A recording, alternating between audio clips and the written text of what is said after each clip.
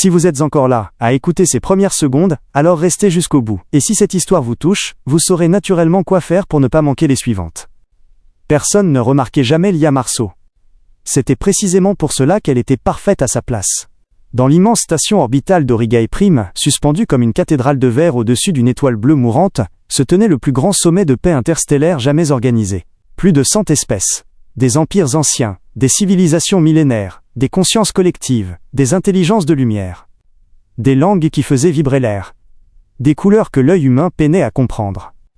Et au milieu de tout cela, Lia portait un plateau. Elle avançait doucement entre les délégations, attentive à ne renverser aucun verre.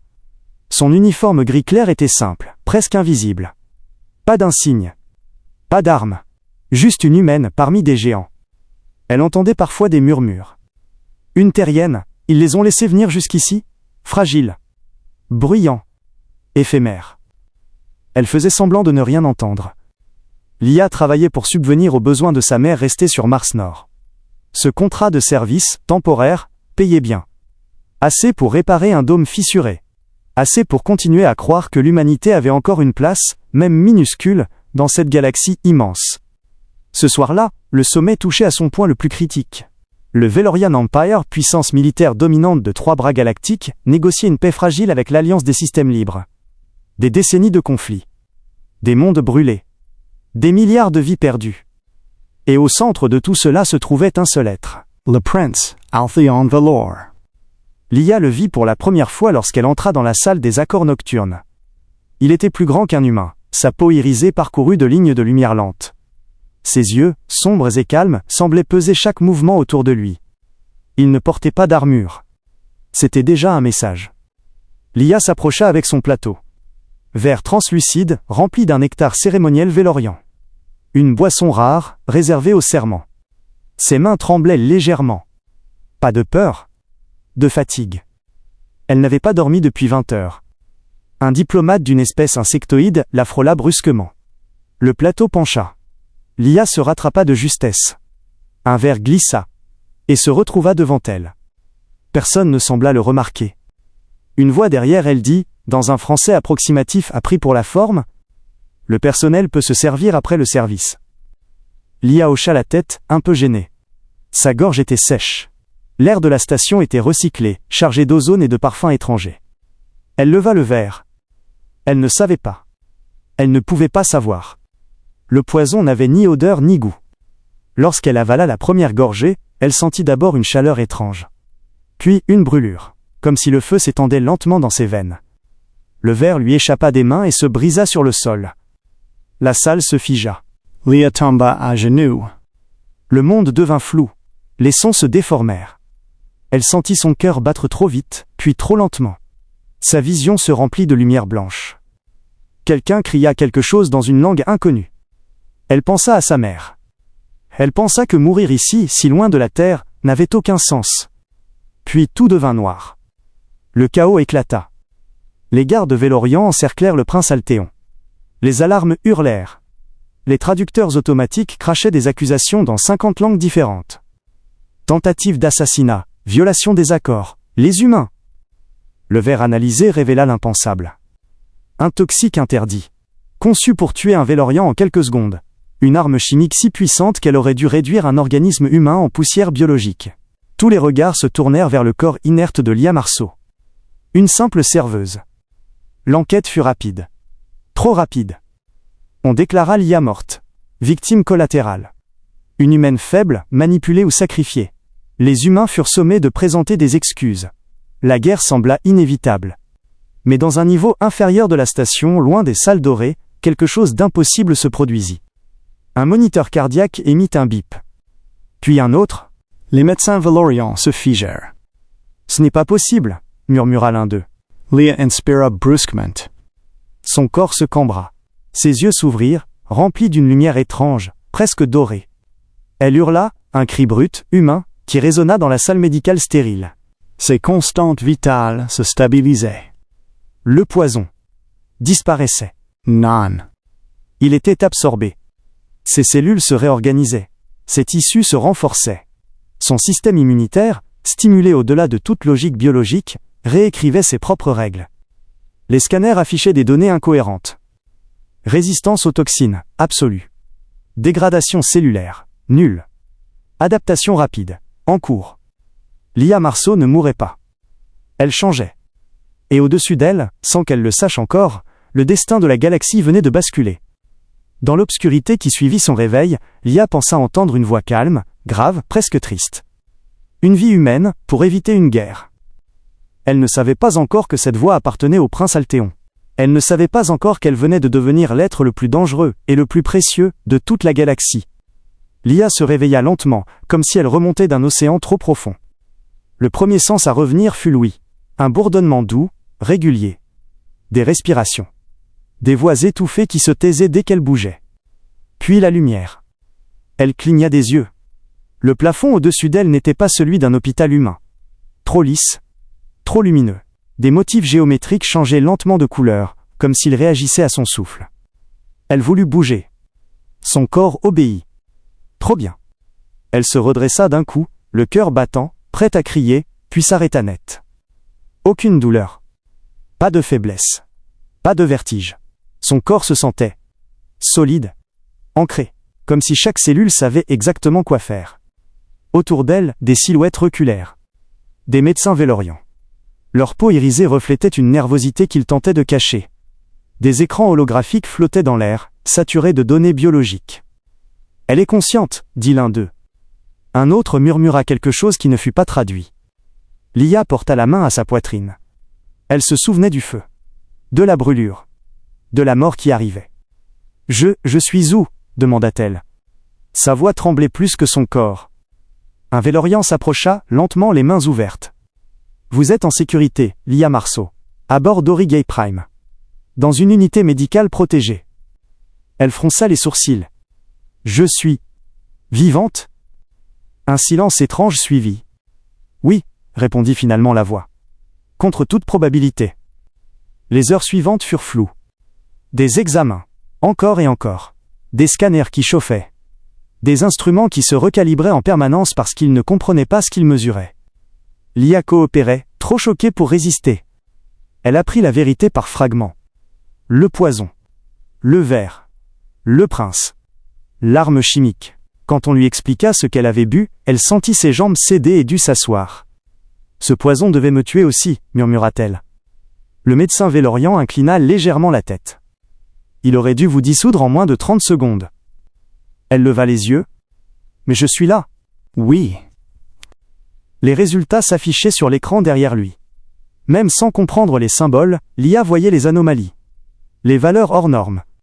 Les alertes permanentes. « Votre organisme a neutralisé la toxine, » poursuivit-il. Puis il a appris. Appris quoi? Le médecin hésita. Comment ne plus jamais mourir de cette manière? Cette phrase resta suspendue dans l'air. Le lendemain, elle le rencontra. Le prince Altéon entra sans escorte visible. Pourtant, Lia sentit immédiatement la pression dans l'air, comme si l'espace lui-même reconnaissait son importance. Il s'arrêta à quelques pas du lit médicalisé. « Lia Marceau, dit-il doucement. Je vous dois la vie. » Elle ne savait pas quoi répondre. « Je n'ai rien fait, finit-elle par dire. J'ai juste bu le mauvais verre. » Les yeux du prince s'assombrirent. « Dans mon peuple, le hasard n'existe pas. Vous avez pris sur vous une mort qui m'était destinée. Sans le savoir, sans le vouloir. Et ce sacrifice a empêché une guerre qui aurait consumé des systèmes entiers. » Lia détourna le regard. « Je n'ai jamais voulu être un symbole. »« Aucun symbole ne le veut, » répondit-il. Pourtant, il change le cours de l'histoire. Il lui expliqua tout. La tentative d'assassinat avait été orchestrée par une faction extrémiste, prête à provoquer une guerre totale pour reprendre le contrôle du Vélorian Empire. La survie de Lia avait tout bouleversé. Le complot était exposé. Les négociations avaient repris. Mais quelque chose d'autre inquiétait les dirigeants. Lia elle-même. « Votre corps est devenu incompatible avec beaucoup de choses, » dit Altéon. Poison, pathogène, radiation, même certaines formes d'armes énergétiques. Elle sentit un frisson la parcourir. « Vous me dites que je suis... » « Quoi ?» Il la regarda droit dans les yeux. Une exception. Les jours passèrent. Lia ne retourna pas à son travail. Elle ne remit jamais son uniforme gris. Elle apprit à marcher dans des zones irradiées sans protection. à respirer des atmosphères que même les Vélorians évitaient. On l'exposa avec son accord à des environnements hostiles. Rien ne lui arrivait. Mieux encore, son corps s'adaptait en temps réel. Là où la lumière brûlait, sa peau se renforçait. Là où l'air était toxique, ses poumons filtraient sans effort. Elle aurait dû avoir peur. Mais au fond d'elle, quelque chose d'autre naissait. Une colère calme. Pas contre les aliens, pas contre le destin. Contre l'idée que l'humanité était faible. « Ils vont vouloir m'utiliser », dit-elle un jour à Altéon. Il se tenait devant une baie vitrée immense, observant une nébuleuse violette qui s'étendait à l'infini. « Oui », répondit-il sans détour. « Et vous » Il resta silencieux un instant. « Je veux vous offrir un choix. » Il lui parla alors de la Task Force Concordia. Une unité secrète, composée de membres de différentes espèces. Leur mission : empêcher les assassinats politiques, démanteler les complots, préserver la paix avant qu'elle ne devienne une guerre. Vous pourriez sauver des millions de vies, dit-il. Sans jamais porter d'armes. L'IA pensa à la Terre. À Mars Nord. À sa mère qui croyait sa fille morte. Et si je refuse ? Vous resterez libre, protégé. Mais d'autres tenteront de vous capturer. De vous disséquer. De vous reproduire. Cette fois, elle ne détourna pas le regard. Alors je préfère être debout que caché. Sa première mission eut lieu loin des projecteurs. Une station diplomatique sur le point d'exploser. Un attentat invisible. Un gaz quantique conçu pour traverser toutes les protections. L'IA entra seule. Les alarmes hurlèrent. Les capteurs s'affolèrent. Elle marcha. Le gaz entra dans ses poumons. Et mourut. Puis renaquit. Ses cellules changèrent encore, neutralisant la menace. La station fut sauvée. Les responsables arrêtés. Les rumeurs commencèrent. Une humaine qui marche là où personne ne survit. Une femme que le poison ne peut tuer. Une terrienne qui protège la galaxie. L'IA n'aimait pas ces histoires. Mais elle comprenait leur utilité. Parce que là où la peur régnait depuis des siècles, quelque chose de nouveau apparaissait. De l'espoir. Et sans le savoir encore, l'IA se dirigeait vers sa mission la plus difficile. Pas arrêter une guerre, mais réparer ce que des guerres entières avaient détruit. Le silence de la planète mourante était presque sacré. Les vents d'Hydracia soufflaient à travers des ruines vitrifiées, gémissant comme des fantômes anciens. Autrefois, ce monde abritait des océans d'émeraude et des forêts de cristal. Aujourd'hui, il n'en restait qu'un désert irradié où plus rien de vivant ne pouvait subsister. Sauf elle. L'IA avançait lentement, sa combinaison ouverte, le visage nu contre l'air acide. Autour d'elle, les particules brûlaient tout ce qu'elle touchait. Tout, sauf sa peau. Les scanners du vaisseau orbital grésillaient d'incrédulité. « Ces constantes sont stables », dit une voix incrédule dans le communicateur. « Impossible, l'atmosphère est 1000 fois plus toxique que la limite de survie vélorienne. » L'IA sourit faiblement. « Vous voyez ? Il y a encore un peu d'humanité ici. » L'entêtement. Sa mission était claire. Atteindre le noyau d'énergie souterrain d'Hydracia, le désactiver avant qu'il n'explose et n'engloutisse un cadran entier. Aucun drone n'avait survécu. Aucun soldat n'était volontaire. Alors c'était elle. Elle descendit dans le cratère principal, les bottes enfoncées dans une poussière qui fumait à chaque pas. Autour d'elle, des éclairs verts illuminaient des fragments de verre noirci. Chaque bruit semblait respirer. Chaque ombre paraissait la suivre. Et pourtant elle ne ressentait pas la peur. Juste une étrange paix. Sa voix résonna dans le casque. « Vous savez, Altéon, j'ai compris une chose. »« Dites-moi, » répondit-il depuis l'orbite. « Ce n'est pas la peur qui détruit les mondes. C'est le désespoir. Les gens arrêtent de croire qu'ils peuvent réparer. » Un court silence suivit. « Alors réparez, l'IA, montrez-leur qu'ils ont tort. » Le tunnel souterrain s'ouvrit devant elle comme une cicatrice béante. La lumière bleue du cœur d'énergie pulsait, vivante, presque organique. Elle s'approcha lentement. Des éclats radioactifs fusaient, ricochant contre son corps sans effet. Les systèmes automatiques identifièrent sa présence comme hostile et déchaînèrent leur défense. Des faisceaux d'énergie la frappèrent. Elle chancela, puis se redressa. Sa peau brillait, irisée, comme si elle absorbait la lumière elle-même. Elle posa ses mains sur le noyau. La chaleur aurait vaporisé tout être vivant. Elle ferma les yeux. Et, au lieu de lutter, elle laissa la douleur entrer. Son corps vibra. La même brûlure qu'autrefois, celle du poison, revint, familière, presque douce. Mais cette fois, elle la guida. Elle canalisa l'énergie à travers elle, comme un conduit humain. Les systèmes commencèrent à se stabiliser. Le cœur ralentit. La planète, mourante depuis des siècles, exhala un dernier souffle. Puis le silence. Quand elle rouvrit les yeux, tout était calme. Elle tomba à genoux. Pas de fatigue. Juste une immense émotion. Dans son communicateur, la voix d'Altéon, tremblante. L'IA, le noyau est désactivé. Vous avez sauvé Hydracia. Elle rit doucement. Sauvé. Un mot que je n'entendais plus depuis longtemps. Les jours qui suivirent changèrent tout. La nouvelle se répandit. Une humaine avait marché dans la mort et rendu la vie. Des espèces entières commencèrent à collaborer pour restaurer d'autres mondes abandonnés. Des planètes dévastées virent revenir la lumière. Et l'IA devint une légende vivante. Pas une arme. Pas un miracle. Un rappel. Que l'humanité, aussi fragile soit-elle, possède une force que la galaxie avait oubliée, celle de se relever, encore et encore. Lorsqu'elle revint sur Aurigae Prime, la station entière s'arrêta. Des délégations d'espèces innombrables l'attendaient. Des enfants d'outre-monde tenaient des fleurs de lumière. Le prince Altéon s'inclina devant elle. Un geste qu'aucun Vélorian n'avait jamais adressé à un humain. Vous avez rendu la paix tangible, Lia Marceau. Vous avez prouvé que la faiblesse humaine est la plus grande des forces. Elle secoua la tête, émue. Je n'ai rien prouvé. J'ai juste fait ce qu'il fallait. Puis elle leva les yeux vers les étoiles, visibles à travers le dôme translucide.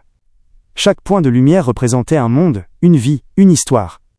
Et pour la première fois elle se sentit à sa place parmi eux.